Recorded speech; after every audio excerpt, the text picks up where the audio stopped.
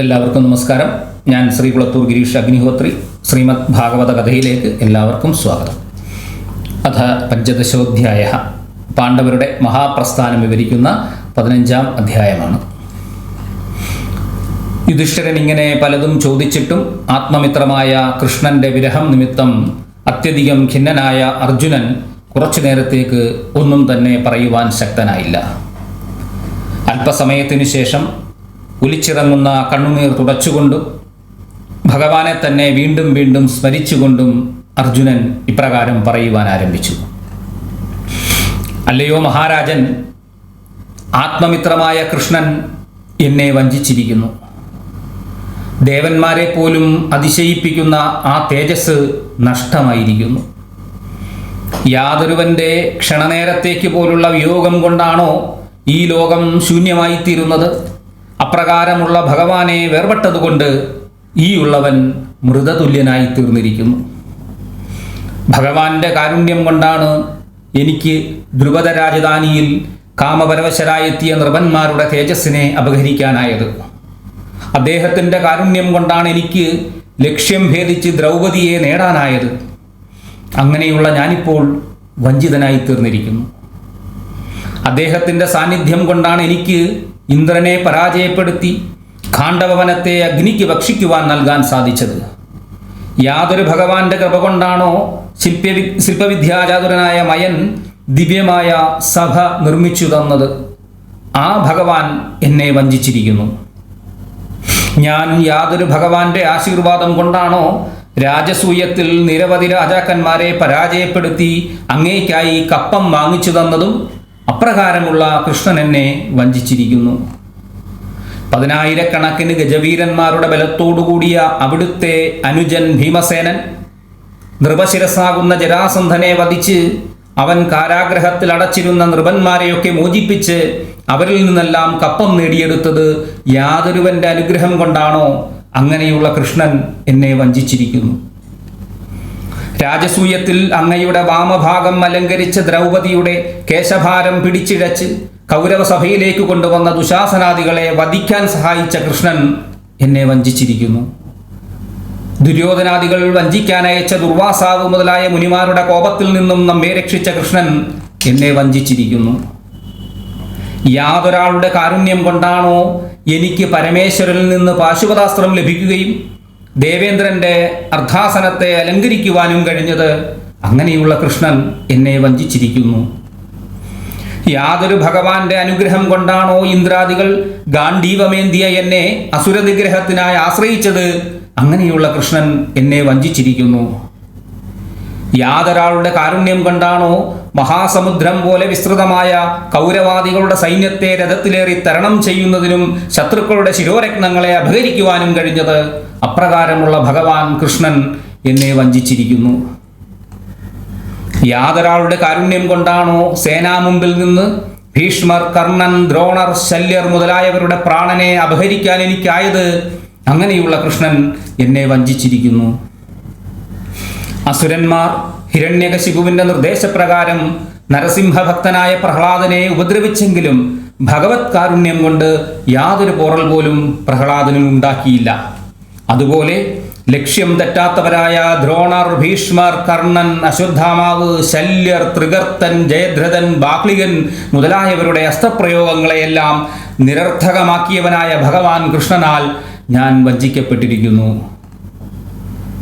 യാതൊരുവന്റെ പാദപങ്കജങ്ങളെ ഭജിച്ചാലാണോ സംസാരമോചനം ലഭിക്കുന്നത്? അങ്ങനെയുള്ള കൃഷ്ണനെ കുബുദ്ധിയോടുകൂടിയ ഞാൻ വെറും തേരാളിയാക്കി. ഭക്തന്മാർക്ക് തന്നെ തന്നെ ദാനം ചെയ്യുന്നവനായ ഭഗവാന്റെ കാരുണ്യം കൊണ്ട് ശത്രുക്കൾ പ്രയോഗിച്ച അസ്ത്രങ്ങളൊന്നും എന്നെ പ്രഹരിച്ചില്ല. അദ്ദേഹത്തിൻ്റെ വചനങ്ങൾ ഗംഭീരവും എന്നാൽ മനോഹരവുമായിരുന്നു. ചിലപ്പോൾ അത് നർമ്മരസം നിറഞ്ഞതുമായിരുന്നു. അല്ലയോ അർജുന, കുന്തിപുത്ര, സഖാവേ എന്നെല്ലാം അഭിസംബോധന ചെയ്ത് ഭഗവാൻ സംസാരിക്കുന്നതിനെക്കുറിച്ച് ഓർക്കുമ്പോൾ എൻ്റെ ഹൃദയം പതറിപ്പോകുന്നു. ആ പുരുഷോത്തമനാൽ ഉപേക്ഷിക്കപ്പെട്ടവനായ എൻ്റെ ജീവിതം ശൂന്യമായിരിക്കുന്നു. അദ്ദേഹത്തിൻ്റെ പത്നിമാരെയും കൊണ്ടുവരികയായിരുന്ന എന്നെ ഇടയന്മാർ ദുർബലകളായ സ്ത്രീകളെ എന്ന പോലെ പരാജയപ്പെടുത്തി.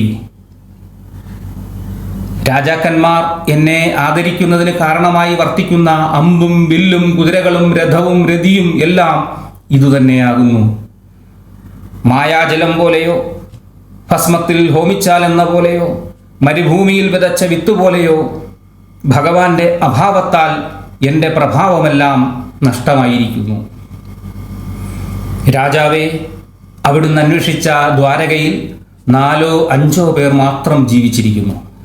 ശേഷിച്ചവർ ബ്രാഹ്മണ ശാപം മൂലം വാരുണി എന്ന മദ്യം സേവിച്ച് ബോധഹീനരായി തമ്മിലടിച്ച് മരിച്ചു. ജീവജാലങ്ങൾ പരസ്പരം സ്നേഹിച്ചു കഴിയുന്നതും പരസ്പരം നശിപ്പിക്കുന്നതും ഈശ്വര നിശ്ചയം തന്നെയായിരിക്കും.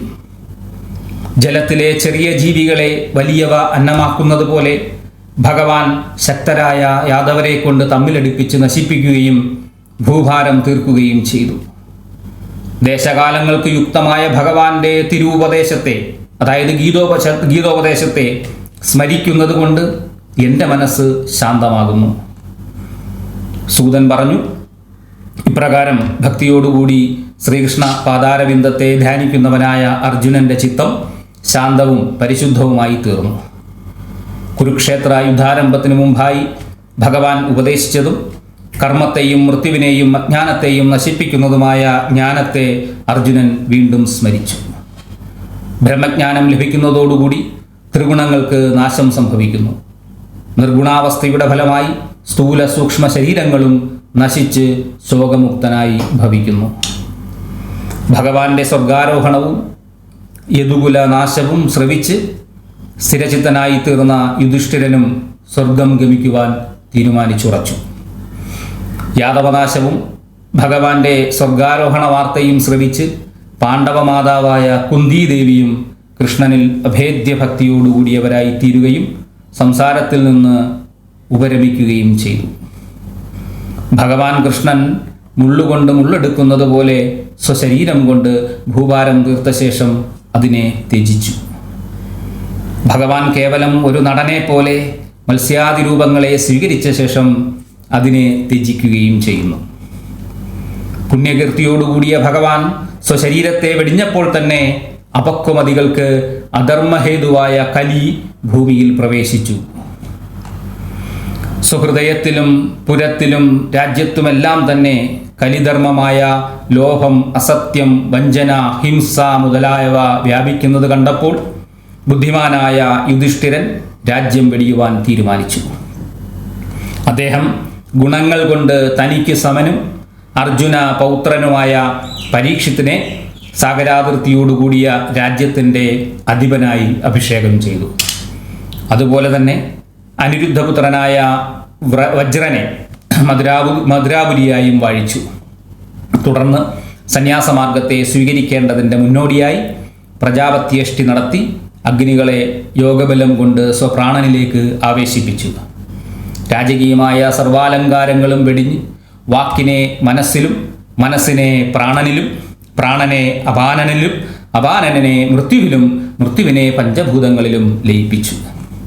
അനന്തരം മനനശീലനായ യുധിഷ്ഠിരൻ സ്ഥൂല ശരീരത്തെ ത്രിഗുണങ്ങളിലും, ത്രിഗുണങ്ങളെ അവിദ്യയിലും, അവിദ്യയെ ജീവനിലും, ജീവനെ പരബ്രഹ്മത്തിലും ലയിപ്പിച്ചു. മൗനിയും നിരാഹാരിയും മരവുരി ധരിച്ചവനും തലമുണ്ടനം ചെയ്തവനുമായ മറ്റാരെയും ശ്രദ്ധിക്കാതെയും യാതൊന്നും ശ്രവിക്കാതെയും ജഡനെപ്പോലെയും ഉന്മത്തനെപ്പോലെയും പിശാചിനെപ്പോലെയും പുനരാഗമനമില്ലാത്ത വടക്കുദിക്കിലേക്ക് യാത്ര തിരിച്ചു. അധർമ്മമെന്ന മിത്രത്തോടുകൂടിയ കലി ഭൂമിയിലെ ജനങ്ങളെ സ്പർശിച്ചിരിക്കുന്നത് കണ്ട യുധിഷ്ഠിരന്റെ സഹോദരന്മാരും അദ്ദേഹത്തെ അനുഗമിച്ചു.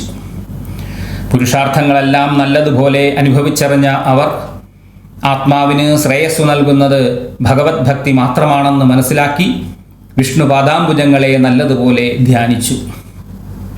അസത്തുക്കളും വിഷയാസക്തരുമായവർക്ക് അപ്രാപ്യവും ചിത്തശുദ്ധിയുള്ളവർക്ക് പ്രാപ്യസ്ഥാനവുമായ ഹരിയുടെ പാദാംബുജത്തെ അവർ രജോരഹിതമായ ഭക്തിയോടുകൂടി ആത്മാവ് കൊണ്ട് തന്നെ പ്രാപിച്ചു. ജ്ഞാനിയായ വിതുരരും പ്രഭാസ തീർത്ഥത്തിൽ വെച്ച് ഭഗവത് ധ്യാനത്തോടുകൂടി ദേഹം വെടിഞ്ഞ് പിതൃദേവന്മാരോടൊത്ത് തൻ്റെ അധികാരസ്ഥാനമായ യമപുരിയെ പ്രാപിച്ചു. ദ്രൗപദിയും ഭഗവാനിൽ ഏകാന്ത ഭക്തിയോടുകൂടിയവളായി തീർന്ന് കൃഷ്ണനെ പ്രാപിച്ചു.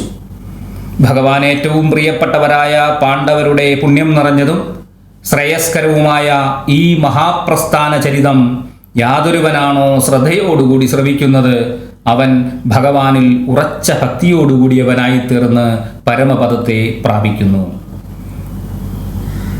ശ്രീമദ് ഭാഗവതേ മഹാപുരാണേ പാരമഹംസ്യാം സംഹിതായാം പ്രഥമസ്കന്ധേ പാണ്ഡവ സ്വർഗാരോഹണോ നാമ പഞ്ചദശോധ്യായഃ. അങ്ങനെ 15-ാം അധ്യായം സമാപിച്ചു. ഈ 16-ാം അധ്യായം അടുത്ത വീഡിയോയിൽ കാണാം. നന്ദി, നമസ്കാരം.